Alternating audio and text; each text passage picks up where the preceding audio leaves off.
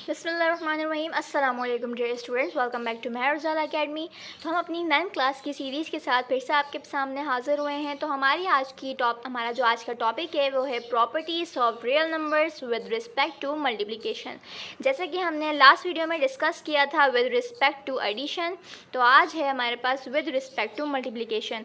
हमारी last video अगर आपने नहीं देखी तो उसका लिंक आपको डिस्क्रिप्शन में मिल जाएगा, वहाँ से जाके आप चेकआउट कर सकते हैं। क्योंकि हमारे पास 3 प्रॉपर्टीज़ यानी कि प्रॉपर्टीज़ ऑफ रियल नंबर्स की with respect to multiplication, addition and equalities and inequalities, इन तीनों पर ही डिपेंड करती है हमारी एक्सरसाइज 1.2। जब तक हमें ये प्रॉपर्टीज समझ में नहीं आएंगी तो 1.2 एक्सरसाइज करने में बहुत मुश्किल हो जाएगी। जब हमें आसानी चाहिए 1.2 को हम ईज़िली सॉल्व कर सकते हैं, उससे पहले हमें ये प्रॉपर्टीज़ समझना बहुत ज़रूरी है। तो स्टार्ट करते हैं अपनी टॉपिक को, जो कि है properties of real numbers with respect to multiplication. तो पहली प्रॉपर्टी है क्लोजर प्रॉपर्टी। तो जिन्होंने हमारी वीडियो पहले वाली देखी है विद रिस्पेक्ट टू एडिशन, उनके लिए बहुत ज़्यादा आसान हो जाएगा समझने में। जैसा कि हमने पिछली वीडियो में देखा था, क्लोजर प्रॉपर्टी क्या होती है विद एडिशन। जब दो रियल नंबर्स को हम ऐड करेंगे तो जो उसका सम आएगा वो भी एक रियल नंबर होगा। अब जैसा कि हमारे पास यहाँ पर है मल्टीप्लिकेशन, तो यहाँ पर हम जब दो रियल नंबर्स को मल्टीप्लाई करेंगे यानी a मल्टीप्लाई बाय b, तो इसका सम भी एक रियल नंबर होगा। हम इसको जैसे सॉल्व आउट करके चेक करते हैं। a की जगह हम लिख देते हैं 4 मल्टीप्लाई बाय 4 2 टाइम्स 8, यानी जब हमने दो रियल नंबर्स को मल्टीप्लाई किया तो उसका सम भी एक रियल नंबर होगा। तो ये थी हमारे पास हमारी क्लोजर प्रॉपर्टी। उसके बाद मूव होते हैं नेक्स्ट प्रॉपर्टी की तरफ, जो है कम्यूटेटिव प्रॉपर्टी। अब जैसा कि हमें पता है कम्यूटेटिव प्रॉपर्टी के अंदर दोनों वैल्यूज़ का आंसर यानी दोनों वैल्यूज़ का सम एक आएगा, चाहे हम उसकी प्लेसमेंट चेंज कर दें। अगर हम अल्टरनेट करके भी उसको मल्टीप्लाई करेंगे तो भी उसके सम पर, उसके प्रोडक्ट पर कोई फ़र्क नहीं पड़ेगा। लेट्स सपोज यहाँ पे हम लिखते हैं a मल्टीप्लाई बाय b, तो इसके सम पर इसका जो सम होगा वो भी एक रियल नंबर तो होगा,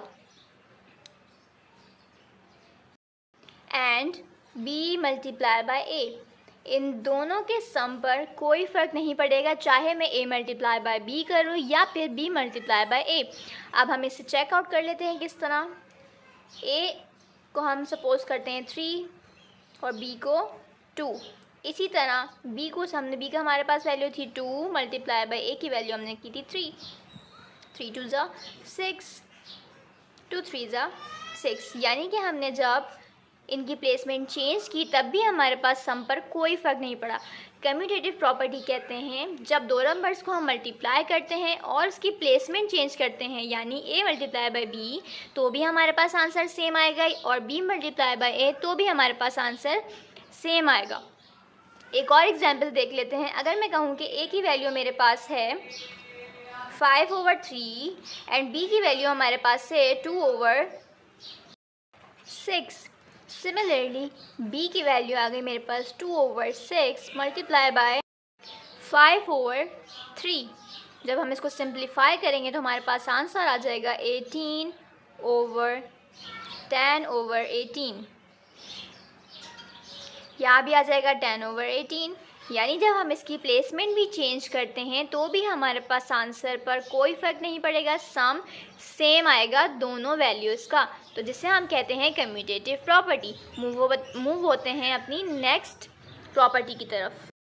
अब एसोसिएटिव प्रॉपर्टी है हमारे पास नंबर 3 प्रॉपर्टी, एसोसिएटिव प्रॉपर्टी। अब एसोसिएटिव प्रॉपर्टी में हमें पता है, हमारी याद दहानी थी, निशानी थी कि एसोसिएटिव प्रॉपर्टी के अंदर 3 रियल नंबर्स होते हैं, 2 ब्रैकेट के अंदर और 1 ब्रैकेट से बाहर होता है। अब हम यहाँ पर लिख लेते हैं a multiply by b in bracket and multiply by c, ठीक है। सिमिलरली यहाँ पर हम लिखेंगे a जो कि ब्रैकेट से बाहर आ जाएगा, अब मल्टीप्लाई बाय, और b और c ब्रैकेट के अंदर आ जाएगा, b मल्टीप्लाई बाय c। इन दोनों की तीनों की मल्टीप्लिकेशन करने के बाद भी सम पर कोई फ़र्क नहीं पड़ेगा। सॉल्व करके देखते हैं। ए की वैल्यू हम पुट करते हैं 2, बी की वैल्यू 3, मल्टीप्लाई सी की वैल्यू 4। इसी तरीके से ए की वैल्यू यहाँ पर थी 2, मल्टीप्लाई बी की वैल्यू थी 3, सी की वैल्यू थी 4। सिंप्लीफाई करते हैं, 2 3 ज़ा 6, 6 4 ज़ा 24। इस तरीके से पहले ब्रैकेट को सॉल्व करेंगे, 3 4 ज़ा 12 एंड 12 2 ज़ा 24। यानी जब हमने इनकी प्लेसमेंट चेंज की, ब्रैकेट के बाहर अंदर वाली वैल्यूज़ को मल्टीप्लाई किया, तो भी हमारे पास इसके सम पर कोई फ़र्क नहीं पड़ा, तो जिसे हम कहते हैं एसोसिएटिव प्रॉपर्टी। तीनों रियल नंबर्स को मल्टीप्लाई करने के बाद दोनों ही वैल्यूज़ में कोई फ़र्क नहीं पड़ेगा, उसके सम पर कोई फ़र्क नहीं पड़ेगा। मूव होते हैं अपनी नेक्स्ट प्रॉपर्टी की तरफ, जो कि है मल्टीप्लिकेटिव आइडेंटिटी। जैसा कि हमने अपनी पिछली वीडियो में पढ़ा कि एडिटिव आइडेंटिटी में हम कौन सा ऐसा नंबर रियल नंबर के साथ ऐड करें कि उसकी पहचान पर कोई फ़र्क ना पड़े, वो एज इट इज़ रहे। तो मल्टीप्लिकेटिव आइडेंटिटी में भी हम रियल नंबर के साथ कौन सा ऐसा नंबर, कौन सी ऐसी वैल्यू को मल्टीप्लाई करें कि हमारे रियल नंबर पर कोई फ़र्क ना पड़े, उसके सम पर कोई फ़र्क ना पड़े। लेट्स सपोज ए को मैं कौन से नंबर से मल्टीप्लाई करूं कि मेरा answer as it is A ही रहे। तो ए को मैं मल्टीप्लाई करूंगी 1 से, तो हमारे सम पर कोई फ़र्क नहीं पड़ेगा, उसकी पहचान पर, उसकी आइडेंटिटी पर कोई फ़र्क नहीं पड़ेगा। एक हम सॉल्व भी करके देख लेते हैं। 9 multiply by 1 which equals to 9। यानी हम अपनी मल्टीप्लिकेटिव आइडेंटिटी रियल नंबर में 1 को ऐड करेंगे तो हमारे पास जो रियल नंबर है उसकी पहचान, उसकी शनाख्त, आइडेंटिटी पर कोई फ़र्क नहीं पड़ेगा, वो एज इट इज़ रहेगा। तो ये होती है मल्टीप्लिकेटिव आइडेंटिटी। उसके बाद हम आ जाते हैं मल्टीप्लिकेटिव इन्वर्स। अब मल्टीप्लिकेटिव इन्वर्स में हमने क्या करना होता है, कोई वैल्यू अगर हमारे पास मल्टीप्लाई हो रही है तो हम उसे डिवाइड करवाएंगे, और अगर कोई वैल्यू डिवाइड हो रही है तो हम उसे मल्टीप्लाई करवाएंगे।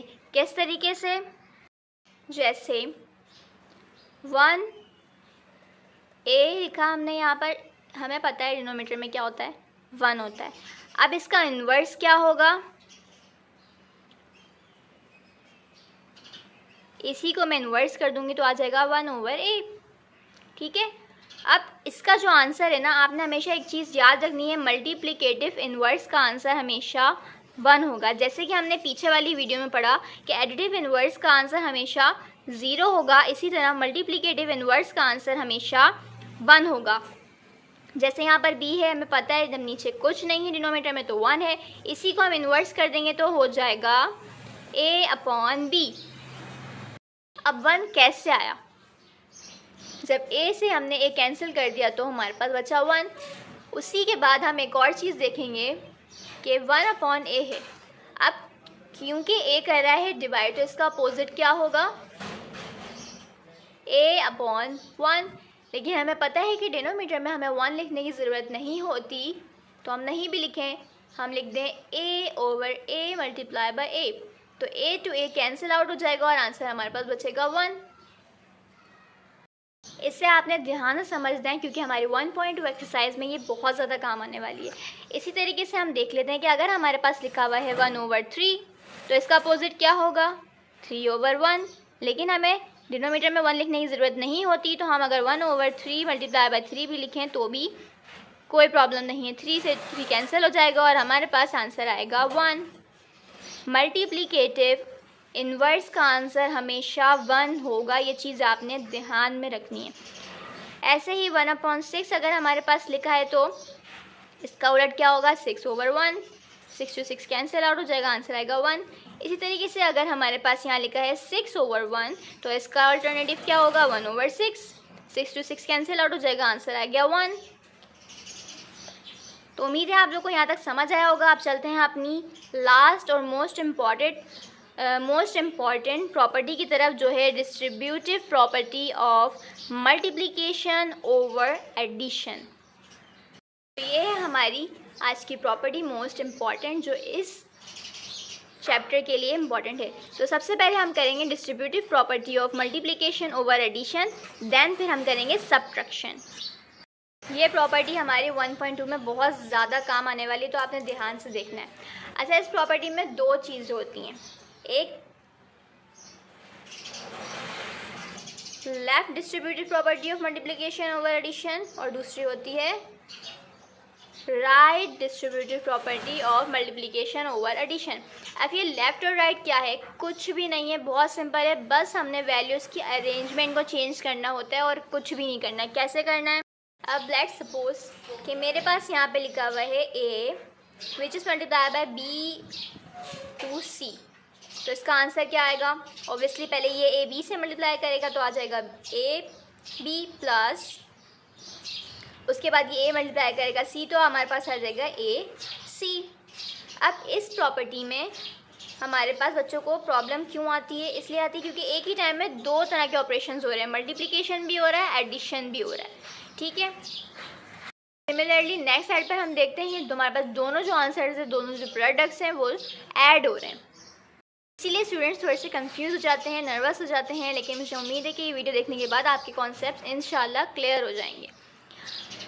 तो बेसिकली ये कहलाती है हमारी left side of distributive property of multiplication over addition. क्यों कहलाती है? क्योंकि मेरे पास जो ए लिखा हुआ है ये ब्रैकेट के लेफ़्ट साइड पर है, बाहर की तरफ है, यानी कि लेफ़्ट साइड पर लिखा हुआ है, इसीलिए हम इसे कहते हैं left distributive property of multiplication over addition. हमने इसको नाम दिया है लेफ़्ट डिस्ट्रीब्यूटिव प्रॉपर्टी। अब सिमिलरली मैं यहाँ पर लिख दूँ अगर a प्लस b ब्रैकेट में और c को लिख दूँ ब्रैकेट के बाहर, तो क्या आंसर होगा हमारे पास? ac and bc। तो स्टूडेंट्स ये वाली जो है हमारे पास हो जाती है right distributive property of multiplication over addition. क्यों? क्योंकि अब जो c है हमारे पास, जो वैल्यू है हमारे पास, रियल नंबर है हमारे पास, वो ब्रैकेट के राइट साइड पर है, इसीलिए हमने इसको नाम दिया right distributive property of multiplication over addition. अब सिमिलरली अगर यहाँ पर एडिशन ना होता, सब्ट्रैक्शन होता, like that a b minus c, तो इसका आंसर क्या आता? a b minus a c। तो ये अब क्या कहलाती? ये वाली प्रॉपर्टी कहलाएगी left distributive property of multiplication over subtraction. जी, तो ये अब कहलाएगी हमारे पास left distributive property of multiplication over subtraction. अगर हमारे पास एडिशन का साइन होगा तो कहलाएगी distributive property of multiplication over addition, और अगर सब्ट्रैक्शन का साइन हुआ तो कहलाएगी distributive property of multiplication over subtraction. ऐसे ही हमारे पास राइट साइड वाली भी हम लिखेंगे a minus b and c, तो आंसर क्या आएगा? ac minus bc। तो ये कहलाया हमारे पास right distributive property of multiplication over addition over subtraction.